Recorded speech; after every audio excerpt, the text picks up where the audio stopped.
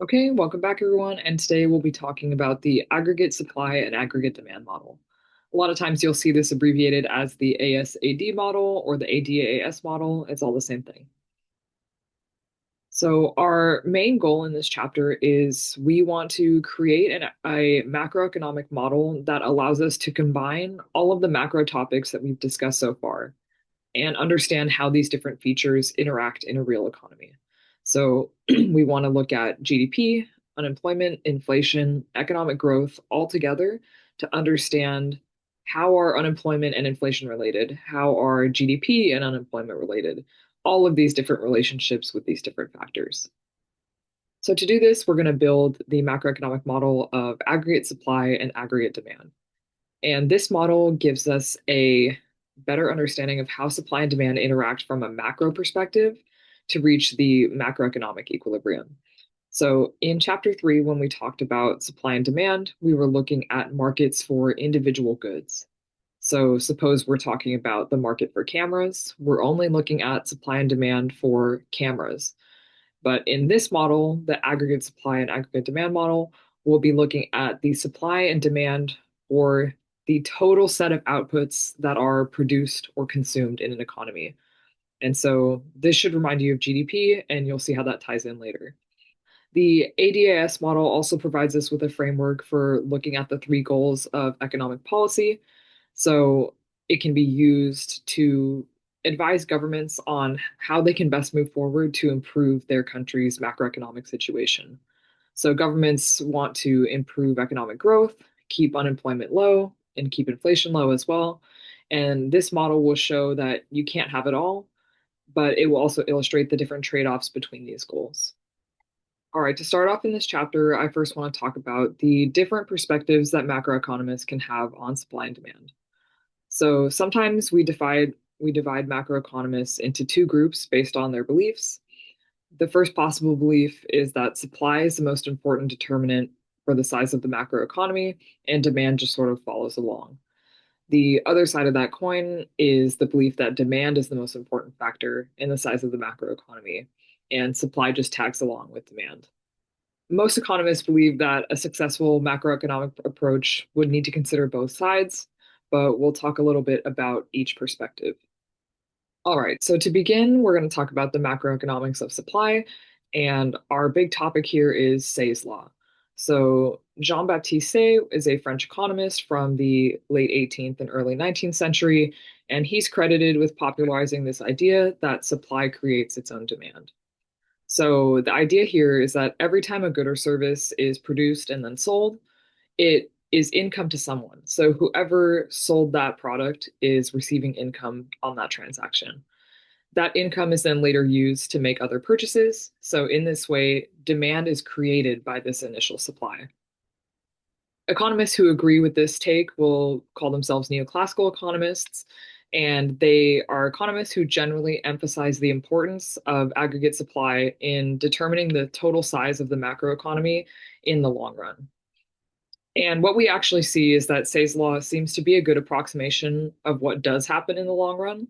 So, over a period of many years or decades, what we see is that as the productive power of the economy grows, as the economy is able to supply more goods and services, total demand in that economy will tend to grow at roughly the same speed. What we do see, though, is that over shorter periods of time, Say's law is no longer a good approximation. And this is because as recessions or depressions occur, firms will seem to face a general lack of demand for goods and services. So even though the supply is there, the demand is not catching up. All right. And so on the other side of this, when we're talking about the macroeconomics of demand, we have Keynes' law. And John Maynard Keynes is another famous economist, and he popularized the idea that demand creates its own supply. And so, what Keynes believed is that the level of GDP in the economy is not primarily determined by the potential of what the economy can supply, but rather by the total amount of demand in that economy. So, this is kind of the belief that if there's no demand for something, there's no incentive to supply it. So, demand is driving supply. And what we see is that Keynes' law applies well in the short run. So, during a recession, many firms will experience a drop in demand for outputs. And on the other side, during an economic boom, Firms will experience so much demand that they actually have trouble producing enough to meet that demand. The criticism of Keynes' law is that if demand was the only thing that mattered to economic growth, then the government can simply make the economy larger by increasing government spending, spending on infrastructure, education, or by granting large tax cuts to increase consumption. So clearly, we see that economies must face some sort of limit on how much they can produce. All right, now it's time for us to build our ASAD model. So the aggregate supply and aggregate demand model is a model that's going to show what determines the total supply or total demand in an economy. It's providing us with an illustration of how total supply, aggregate supply, and total demand, aggregate demand, interact at the macroeconomic level. So first we have a lot of definitions, and then we'll start to see these things on the graph and build out our model. Okay, so our first definition here is for aggregate supply, which can be abbreviated as AS.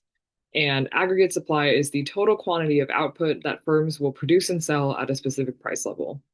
And we'll measure this output in terms of real GDP. Next, we model our aggregate supply on what we call the aggregate supply curve. And this AS curve shows us the total quantity of output that firms will produce and sell at every price level. And we'll see these curves on the next slide. Next, we have potential GDP, and this is the maximum output that an economy can produce when it's at full employment for all of its existing levels of inputs, so labor, capital, technology, and institutions. Full employment GDP is just another name for potential GDP.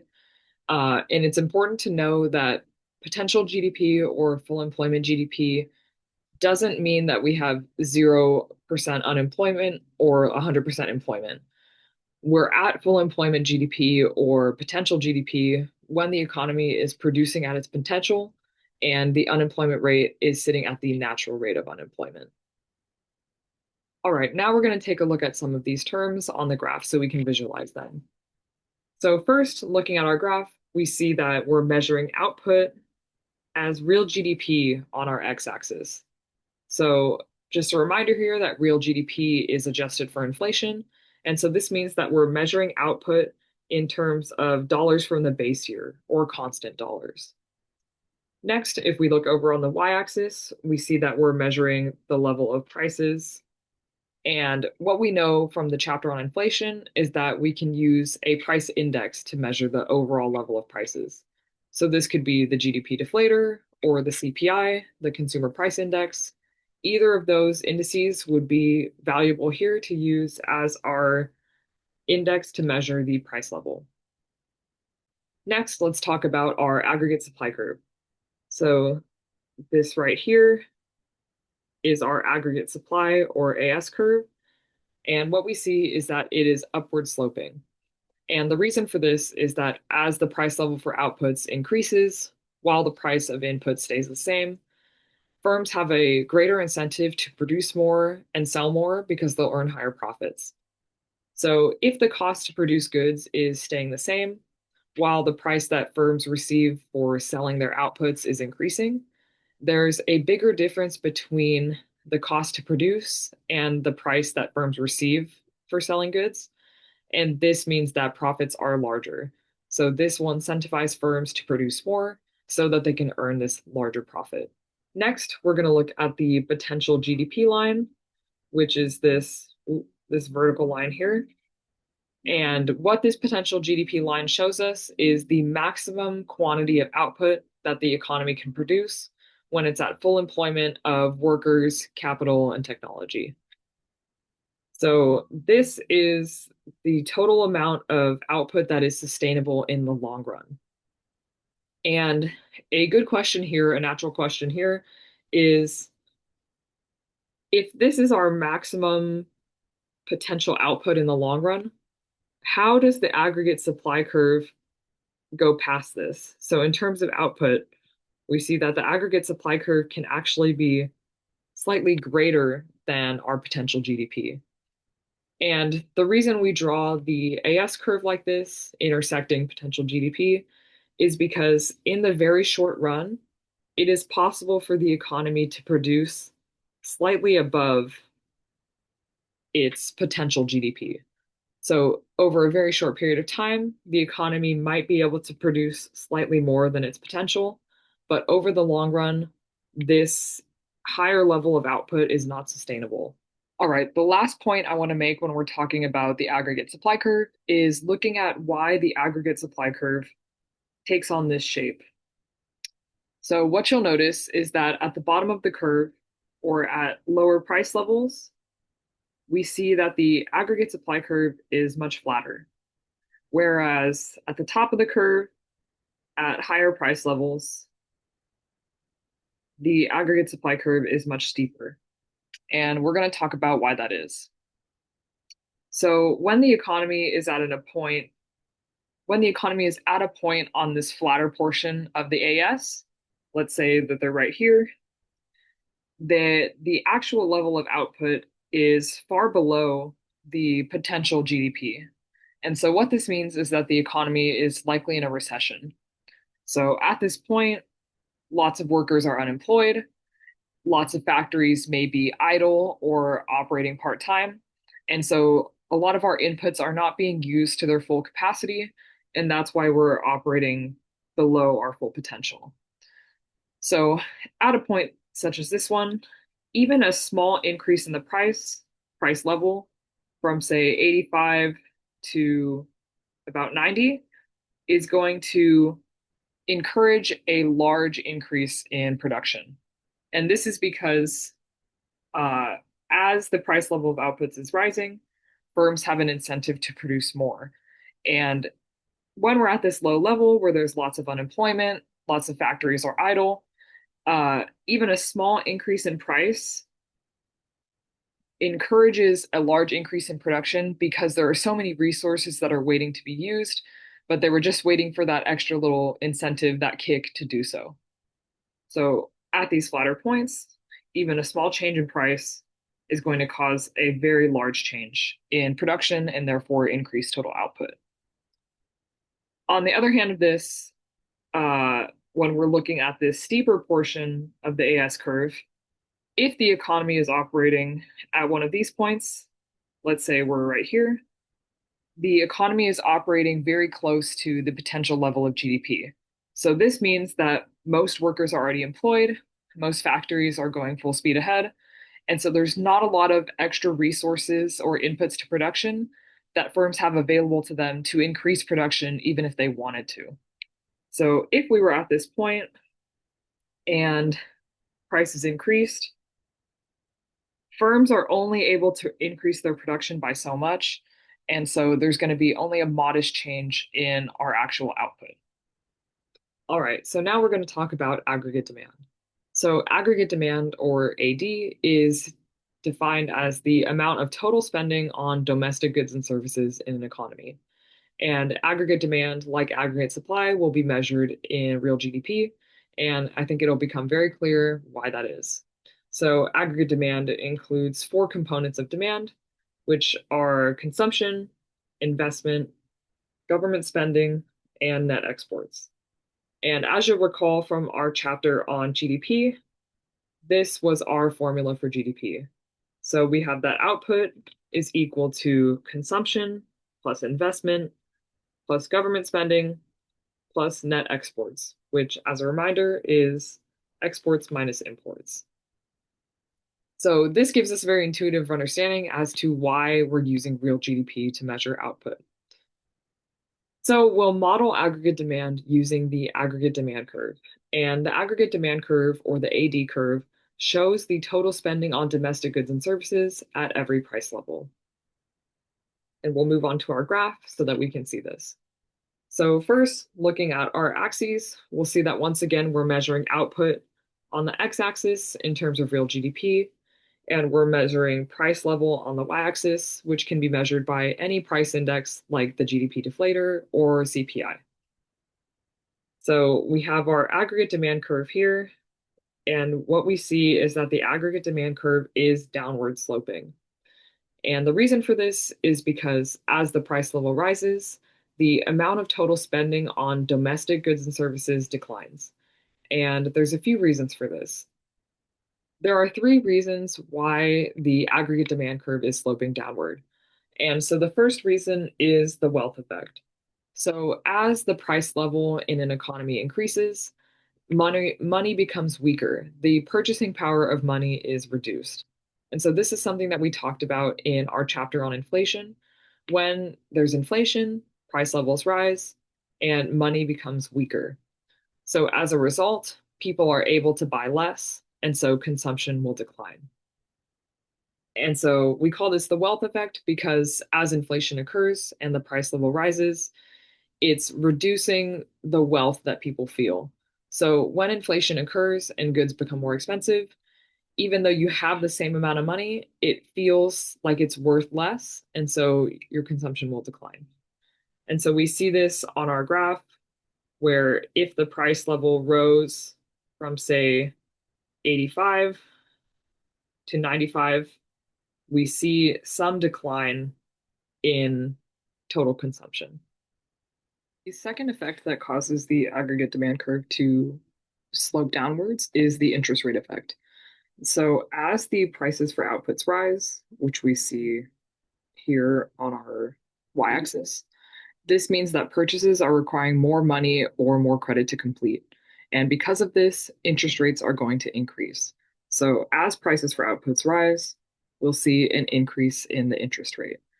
And this means that if, for example, I wanted to buy a car and I needed to take out a loan on that car, the interest rate on my loan would be higher. And this might discourage me from taking out the loan and buying the car altogether. So, in this way, this increase in interest rates is going to reduce consumption and it will also discourage businesses from investing.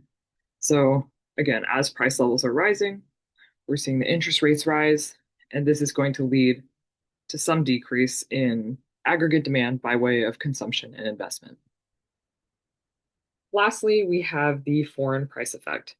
So let's assume in this example that the US is the domestic economy. So if the prices for goods in the US rise relative to other countries, then US goods are more expensive than goods that are available around the world. And what this will do is that American consumers, people living in the US, are going to want to buy goods from other countries because they're cheaper. So this will result in an increase in imports. And at the same time, people living in other countries are not going to want to buy goods that are made in the US because now they're more expensive. So this will cause exports to fall. And when both imports increase and exports decrease, this results in reduced net exports. So less money in total is going to be spent on net exports. So again, as the prices rise in the US consumers want to buy more foreign goods, foreign consumers want to buy less US goods, and we're going to see that decrease in aggregate demand. All right, now it's time for us to combine our AS and AD curves into one graph to formulate our AS/AD model. So you'll see here on this graph, once again, we're measuring output on the x-axis is real GDP. And then we have our price level as some price index, maybe GDP deflator or CPI on our y-axis. Then we have our aggregate supply curve here and our downward sloping aggregate demand curve. And of course, our potential GDP, which is our maximum total output in the long run. So when we're looking at this diagram, we want to know what is the equilibrium for the macroeconomy. And so the intersection of the aggregate supply and aggregate demand curves is showing us the equilibrium level of real GDP and the equilibrium price level in the economy. So at this point E, we see that our equilibrium level of real GDP is about 8,800 in terms of billions of constant dollars. And our equilibrium price level is about 90. And remember that that is an index. All right, before we get into talking about shifting our model, there's a few more definitions I want to go over. So this is the short run and the long run aggregate supply curves. So in the short run, we see a positive relationship between the price level for output and real GDP. So this means that as the price levels increase, output will increase. And what we see is in our previous graph, this, what we've been calling the aggregate supply curve, is our short run aggregate supply curve. So what we see is that as the price levels are increasing, so is our level of real GDP.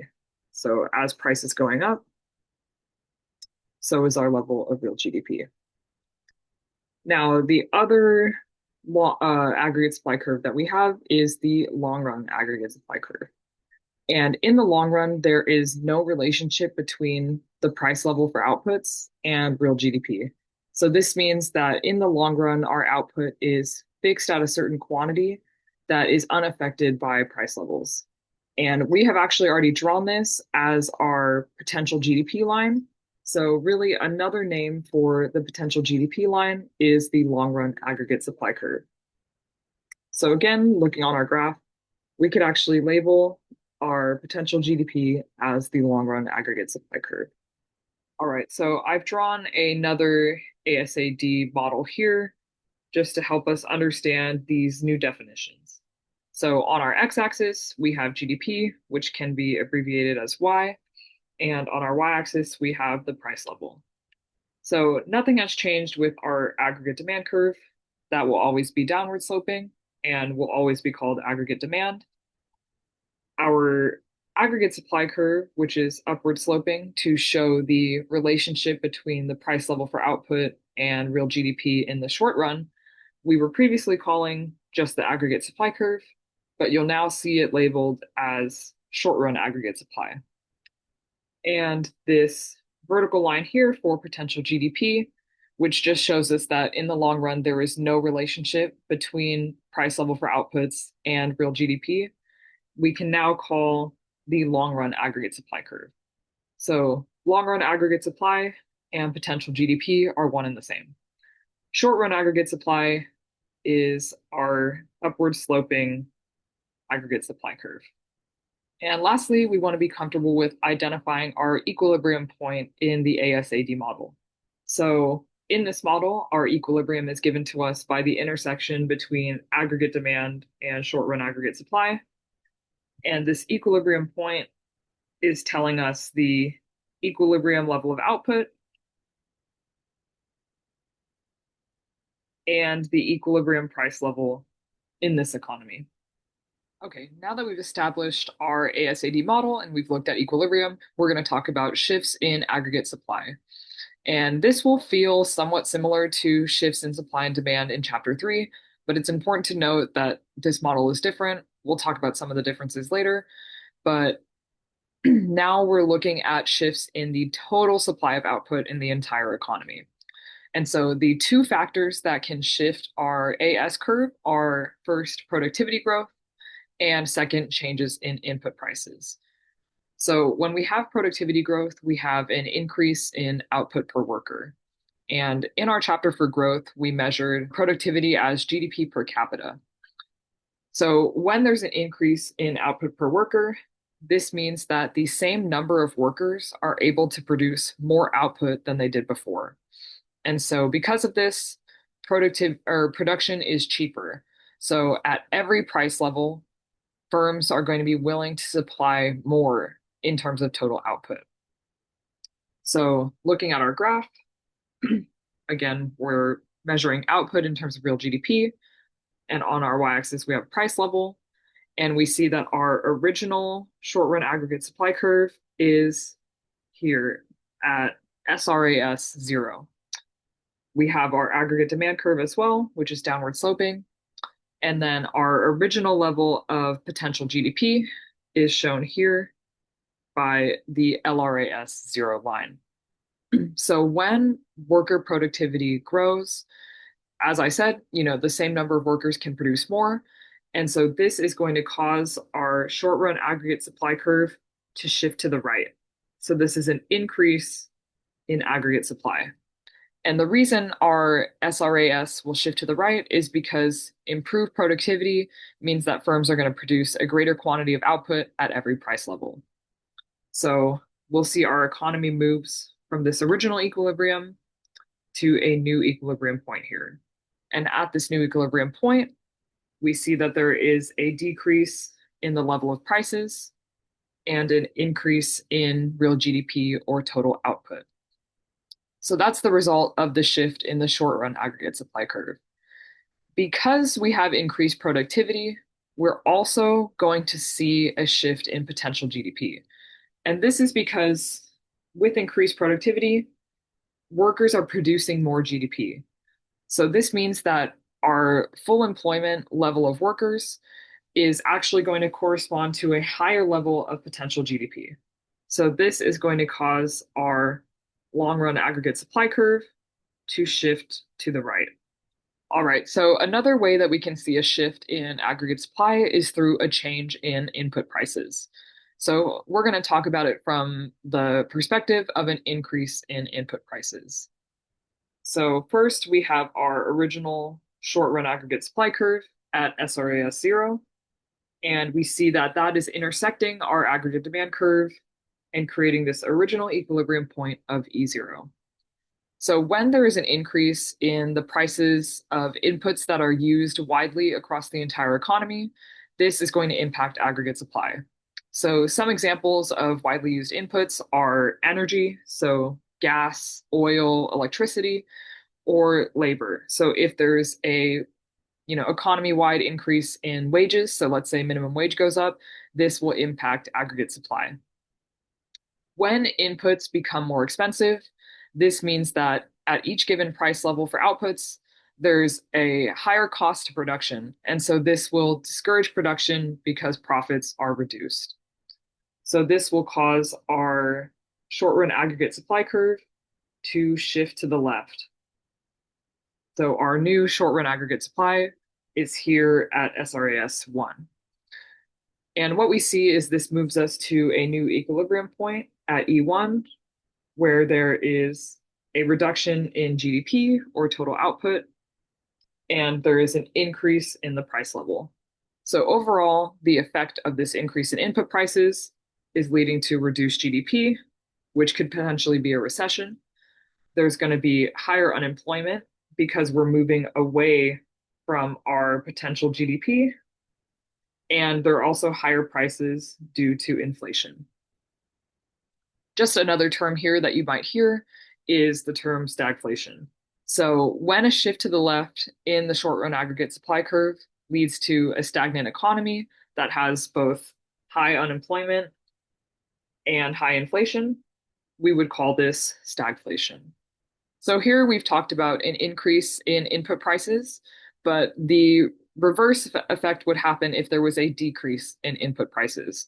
So if energy or labor or some other widely used input became cheaper, this would actually incentivize production.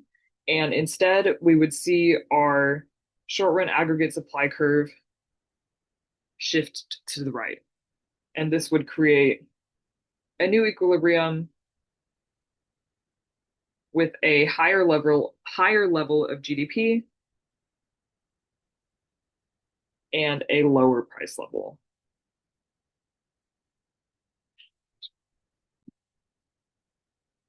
The effect here would be that the economy moves closer to the potential GDP. This would reduce unemployment and actually put downward pressure on prices, as we see in the graph. All right, now that we've talked about shifts in aggregate supply, we're going to talk about shifts in aggregate demand. So aggregate demand can be shifted by three main factors.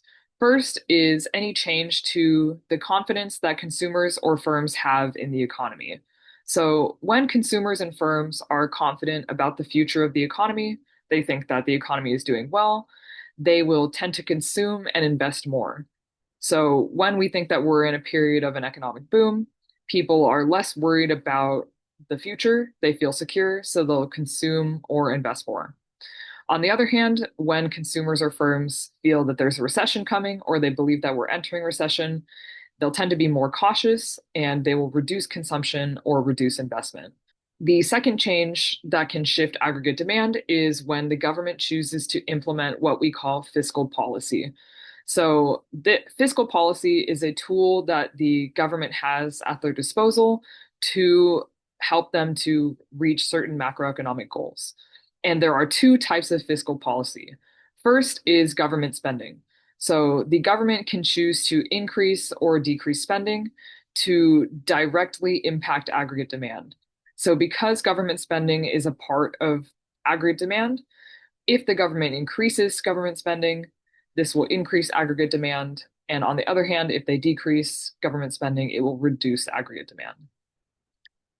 The second type of fiscal policy that governments have is taxation. So by changing the tax policy, governments are able to impact aggregate demand by either encouraging or discouraging consumption and investment. So taxes can be levied on both consumers and businesses, and by either increasing or decreasing the tax rate, governments can encourage or discourage consumption and investment. So when the government cuts taxes or reduces the tax rate, this gives consumers and firms more money to play with, more money in their pocket. And so this will incentivize consumption and investment simply because consumers and firms feel like they have more money available. On the other hand, when the government chooses to increase taxes, this reduces the amount of money that's available to consumers and firms, and this will discourage consumption and investment and decrease aggregate demand. The third aggregate demand shifter is monetary policy. So, monetary policy is the ability to change interest rates that is held by the central bank in an economy. So, here in the US, we have the Federal Reserve, that's our central bank, and the Fed is able to raise or lower the interest rate to achieve certain macroeconomic goals. And by doing so, this is directly impacting aggregate demand. So a higher interest rate will discourage borrowing, as we talked about when we talked about the shape of the AD curve. So a higher interest rate will reduce consumption and investment and therefore decrease aggregate demand.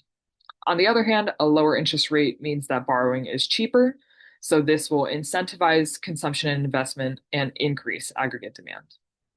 All right, everyone, this video is getting pretty long, so I'm going to cut it here, and then I will also post a part 2 video for this chapter. So please make sure to watch that video as well, because we'll be looking at the graphs for shifts in aggregate demand.